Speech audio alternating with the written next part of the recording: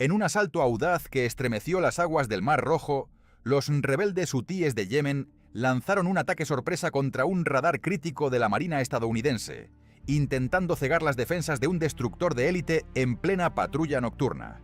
El 1 de septiembre de 2025, a las 23:45 hora local, cerca del angosto estrecho de Bab el-Mandeb, un misil antibuque Quds-3, suministrado por Irán y equipado con guiado GPS de precisión quirúrgica, surcó el cielo estrellado hacia el radar SPI-6 del USS O'Kane, un sistema de 500 kilómetros de alcance capaz de rastrear 200 objetivos simultáneamente.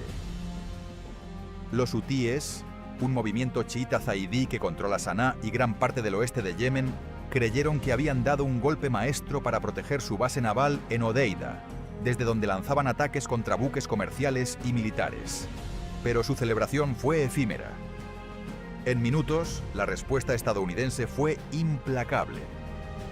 El USS O'Kane, comandado por el capitán Daniel Harper, un veterano con experiencia en operaciones de alta tensión en el Golfo Pérsico, activó contramedidas electrónicas y desató una ofensiva devastadora que borró del mapa la base hutí en una lluvia de fuego que iluminó la costa yemení.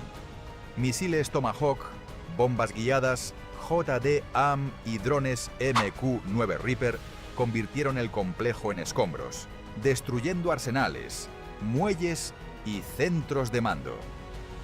Esta operación relámpago, ejecutada bajo la coalición Prosperidad Guardián, no solo neutralizó el ataque inicial, sino que provocó una contraofensiva hutí desesperada y fallida que dejó sus posiciones en ruinas. Lo que siguió conmocionó a Oriente Medio. Una escalada que expuso la fragilidad de los hutíes, respaldados por Irán, y reafirmó la supremacía naval de Estados Unidos en una ruta marítima por la que fluye el 12% del comercio global, dejando al mundo en vilo ante la posibilidad de un conflicto mayor en el polvorín del Mar Rojo. Desde octubre de 2023, los hutíes han intensificado sus ataques contra buques comerciales y militares, alegando solidaridad con Palestina en el conflicto de Gaza, que ha dejado más de 40.000 muertos, según la ONU. Con apoyo iraní, han desplegado un arsenal asimétrico.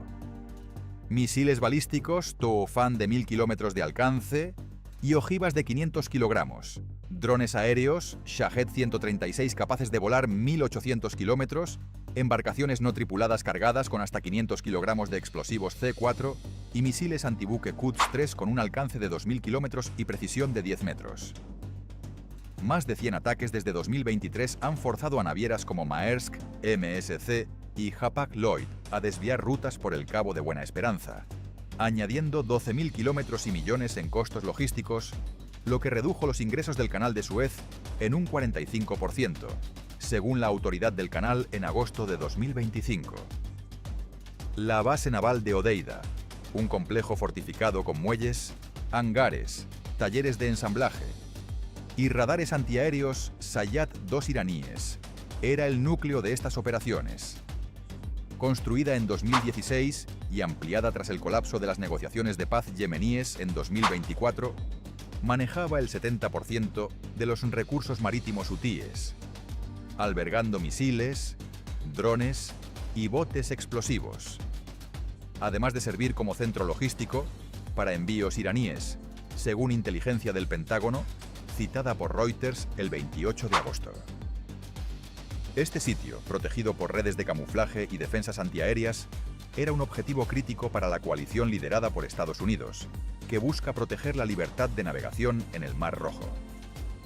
El USS O'Kane, un destructor de la clase Lake Burke, valorado en 2.000 millones de dólares y con 9.200 toneladas de desplazamiento, patrullaba a 15 kilómetros de la costa yemení como parte de la operación Prosperidad Guardián. Equipado con el sistema de combate Aegis, 96 celdas de lanzamiento vertical, cañones Phalanx que disparan 4.500 rondas por minuto y un radar SPI-6 que detecta desde misiles hasta objetos pequeños a cientos de kilómetros, el O'Kane era una fortaleza flotante. Su tripulación de 300 marineros, bajo el mando de Harper, un oficial condecorado por operaciones en el Golfo de Adén, operaba en alerta máxima tras informes de inteligencia que advertían sobre un aumento de actividad hutí en Hodeida. A las 23:40 del 1 de septiembre, el SPI-6 detectó un lanzamiento desde la base. Un misil Quds-3, con velocidad supersónica y precisión de 10 metros, apuntando directamente al radar de Lockheed, el ojo que permite a la coalición monitorear amenazas en el Mar Rojo. Contacto entrante, trayectoria hacia nuestro radar principal, alertó el operador en el Centro de Información de Combate, CIC. Un avión P-8 Poseidon, volando a 15.000 metros sobre el Golfo de Adén, confirmó que el misil provenía de una batería móvil con 15 Quds-3, respaldada por 5 drones Samad-3 para guiado. Harper, con la calma de un estratega experimentado, ordenó maniobras evasivas a 30 nudos y activó contramedidas electrónicas AENSLQ-32, que generaron interferencias para confundir el sistema de guiado del misil. A las 23:45, cuando el QTS-3 se acercó a 500 metros, un misil Standard Missile 6, SM-6, con un alcance de 240 kilómetros y un costo de $4 millones, lo interceptó en el aire, explotando en una bola de fuego que iluminó el horizonte nocturno. El radar SPI-6 permaneció intacto, sin daños, gracias a la redundancia del sistema Aegis, que permite al destructor seguir operando bajo ataque. Harper, desde el puente de mando, coordinó con el CENTCOM en Qatar. Ataque hutí confirmado, origen en Hodeida. En segundos, el CENTCOM autorizó un ataque relámpago para neutralizar la amenaza. El submarino USS Florida, un coloso de la clase Ohio operando a 50 kilómetros en el Golfo de Adén, lanzó 10 misiles Tomahawk, cada uno con una ojiva de 450 kilogramos y un alcance de 1.600 kilómetros. Guiados por GPS con un error de 1 metro, los misiles impactaron el muelle principal de la base a las 23:50.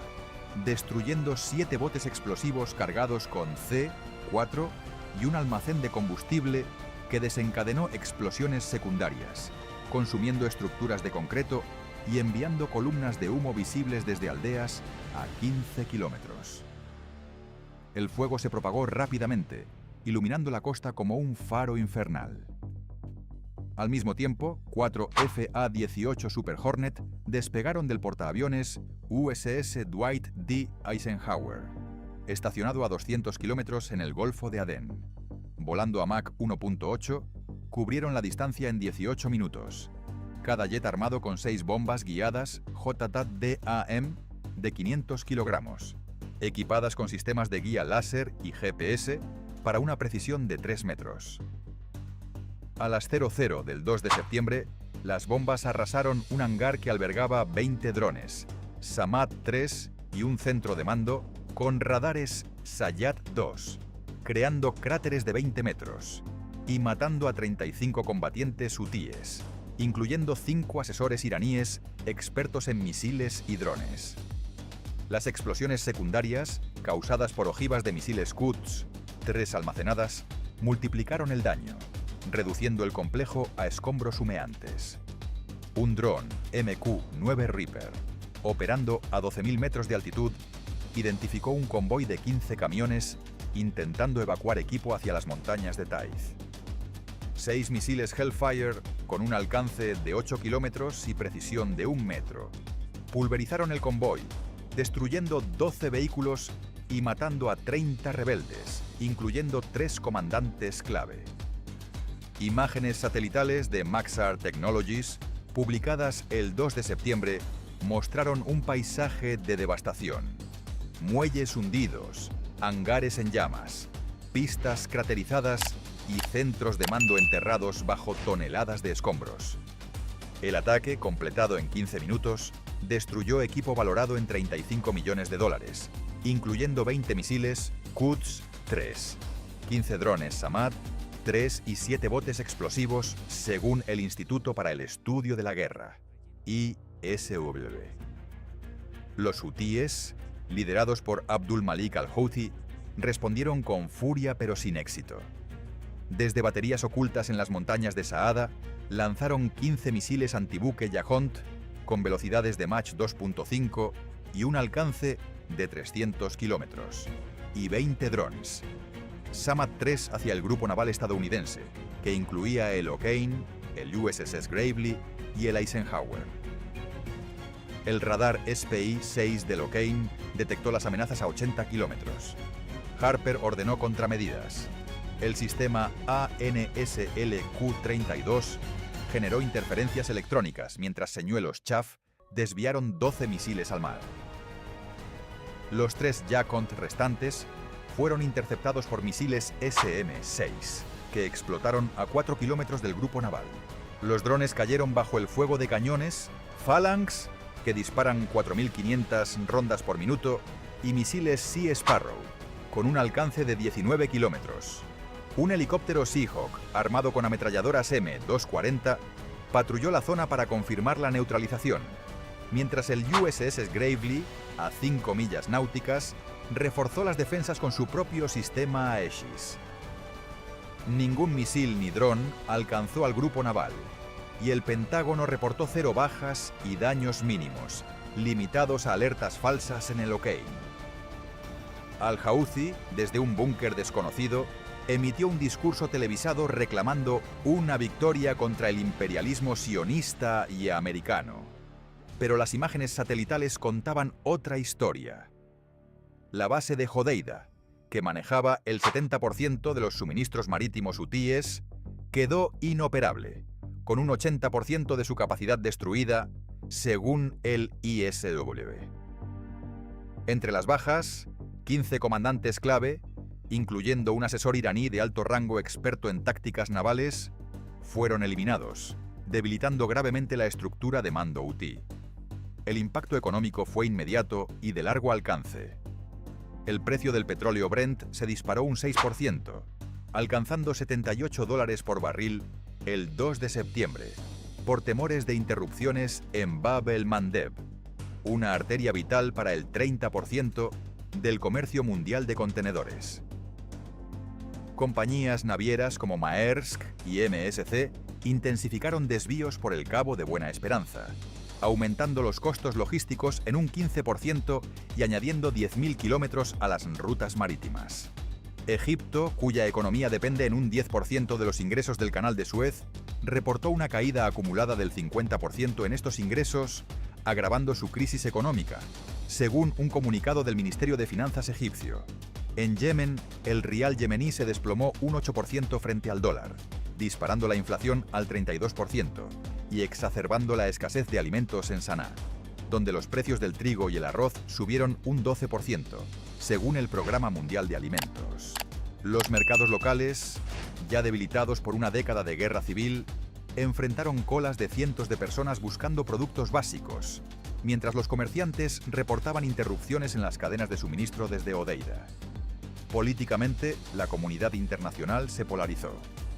Irán, principal patrocinador de los hutíes, condenó el ataque como una violación flagrante de la soberanía yemení, según un comunicado del Ministerio de Exteriores iraní, y prometió acelerar el suministro de misiles hipersónicos Fatah 1 y drones Mohajer 10.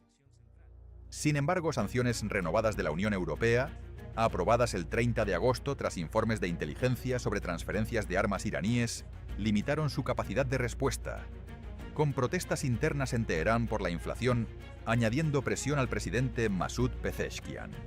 Arabia Saudita, en 1912, guerra con los hutíes desde 2015, expresó apoyo tácito a Estados Unidos, compartiendo datos de inteligencia sobre movimientos hutíes en Hodeida, según fuentes diplomáticas citadas por Al Jazeera. Rusia y China, preocupadas por la estabilidad del comercio marítimo, criticaron la militarización excesiva del Mar Rojo, con el portavoz ruso Dmitry Peskov advirtiendo de consecuencias impredecibles para la región. La ONU, a través del secretario general Antonio Guterres, convocó una sesión de emergencia el 3 de septiembre, pidiendo un alto al fuego para evitar un conflicto regional incontrolable que podría desestabilizar el comercio global. Aliados de Estados Unidos como Reino Unido y Francia respaldaron la acción enviando destructores adicionales al Mar Rojo. El HMS Diamond británico y el FS Forbin francés se unieron a las patrullas.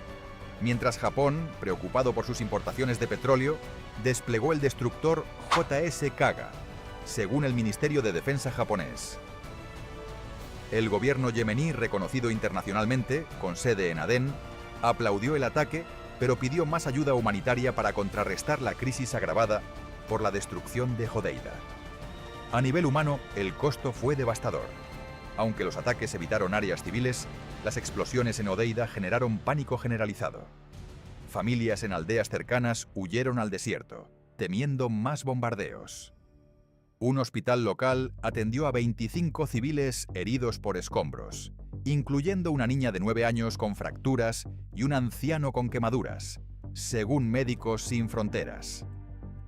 Las imágenes de niños llorando y casas dañadas por las ondas expansivas circularon en redes sociales, intensificando la indignación en Yemen.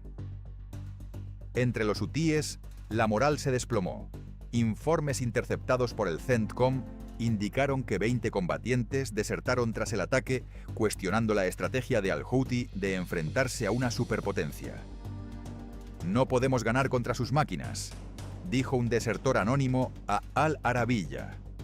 En el USS O'Kane, la tripulación enfrentó momentos de alta tensión.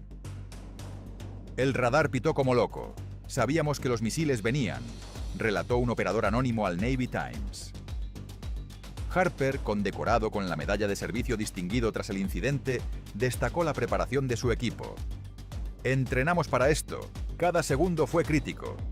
La tripulación, alojada en camarotes estrechos pero equipados con tecnología de punta, mantuvo la calma bajo presión. Un testimonio de los rigurosos entrenamientos de la Marina, que incluyen simulaciones de ataques múltiples en entornos hostiles. Tácticamente, el ataque resaltó la superioridad tecnológica estadounidense. El sistema Aegis del O'Kane, con su radar SPI-6, detectó el misil Quds-3 a 80 kilómetros, mientras las contramedidas ANSLQ-32 confundieron su sistema de guiado GPS, desviándolo lo suficiente para que el SM-6 lo interceptara. Los misiles Tomahawk, con un costo de $2 millones por unidad, y las bombas HED-DM, a $70.000 cada una, aseguraron una precisión quirúrgica, destruyendo objetivos específicos sin daños colaterales significativos. El dron Reaper, con sensores electro-ópticos y capacidad de vuelo de 24 horas, permitió ataques sin exponer pilotos. Mientras los FA-18 Super Hornet, valorados en $70 millones por unidad, entregaron una potencia de fuego abrumadora.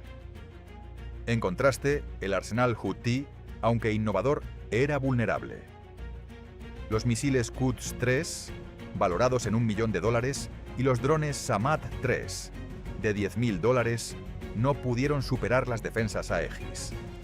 Las embarcaciones explosivas, detectadas por sensores infrarrojos del P-8 Poseidon, fueron destruidas antes de ser desplegadas. La coordinación del CENTCOM, integrando datos de satélites, aviones P-8 Poseidon y drones Orca submarinos, fue descrita por un analista naval en Defense News como una sinfonía de tecnología y estrategia ejecutada en minutos. Estratégicamente, el conflicto es profundamente asimétrico. Los hutíes, con un presupuesto militar estimado en $500 millones anuales, desafían a una superpotencia con un presupuesto de defensa de $800.000 millones. Cada misil SM-6 cuesta más que un dron Samad-3, y un solo Tomahawk supera el valor de un bote explosivo hutí. Sin embargo, la capacidad de Estados Unidos para absorber estos costos es incomparable, mientras que los hutíes dependen de suministros iraníes limitados por sanciones y logística compleja. La base de Hodeida, que manejaba el 70% de los suministros marítimos hutíes, necesitará al menos 6 meses para reconstruirse, según el Centro de Estudios Estratégicos de Washington, CSIS. La muerte de 15 comandantes entrenados en Irán, expertos en tácticas navales y drones, limita severamente la capacidad hutí para coordinar ataques complejos, forzando a al-Houthi a depender de oficiales menos experimentados. El futuro del conflicto en el Mar Rojo es incierto.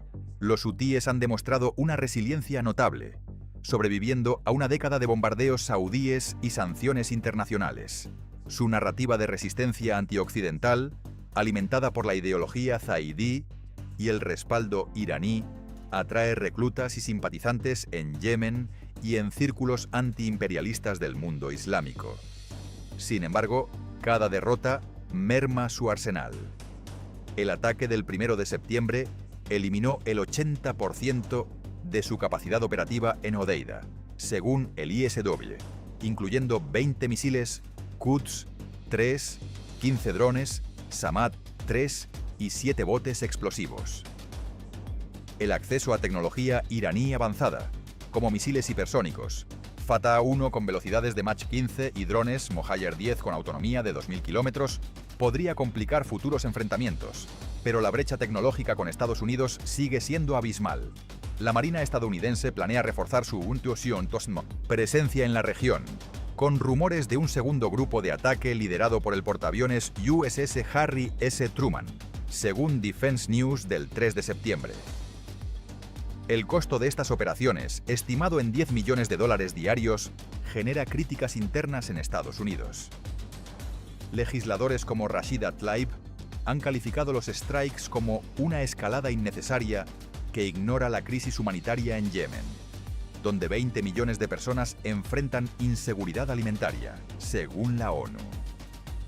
La administración Trump, en su segundo mandato, reafirmó su compromiso con la libertad de navegación en un discurso el 2 de septiembre. No permitiremos que grupos terroristas amenacen el comercio global ni a nuestras fuerzas. El Mar Rojo, con el 30% del comercio de contenedores global, permanece como un polvorín. Las interrupciones afectan cadenas de suministro críticas, desde petróleo hasta bienes de consumo, con efectos en los precios globales.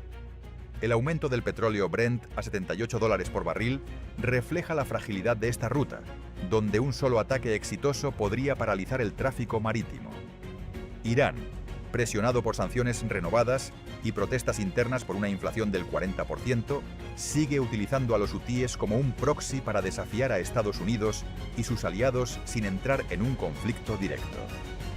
Arabia Saudita y Emiratos Árabes Unidos, rivales de Irán, fortalecen lazos con la coalición, proporcionando inteligencia y apoyo logístico en secreto, según fuentes diplomáticas en Riad. La ONU y países neutrales como India han ofrecido mediación para reducir tensiones, pero las profundas divisiones geopolíticas dificultan un acuerdo. En Yemen, la guerra civil, que ha matado a más de 300.000 personas desde 2014 según la ONU, se agrava con cada escalada, dejando a millones en una crisis humanitaria sin precedentes. Las imágenes de mercados vacíos en Sanaa y familias desplazadas en Hodeida han generado llamados internacionales a un alto al fuego. Pero los hutíes, impulsados por su ideología, prometen más ataques, aunque su capacidad está severamente mermada. La comunidad internacional está dividida. Rusia y China, preocupadas por sus intereses comerciales, critican la militarización estadounidense, mientras aliados como Reino Unido, Francia y Japón refuerzan su presencia naval. El gobierno yemení en Adén, apoyado por la coalición, ve el ataque como un paso hacia la debilitación de los hutíes, pero teme que la escalada prolongue la guerra civil. En el ámbito estratégico, el conflicto ilustra los desafíos de la guerra asimétrica moderna.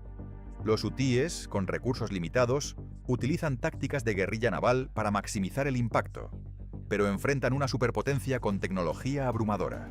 El sistema Aegis, con su capacidad para rastrear múltiples amenazas, y las contramedidas electrónicas como el ANSL-Q-32, neutralizan incluso los misiles más avanzados de los hutíes.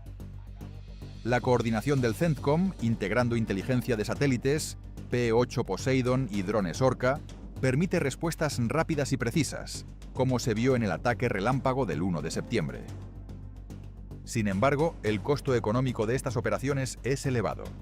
Cada misil SM-6 cuesta $4 millones y un solo día de patrullas en el Mar Rojo consume millones, lo que lleva a preguntas sobre la sostenibilidad a largo plazo, especialmente en un contexto de presiones internas en Estados Unidos por recortes presupuestarios.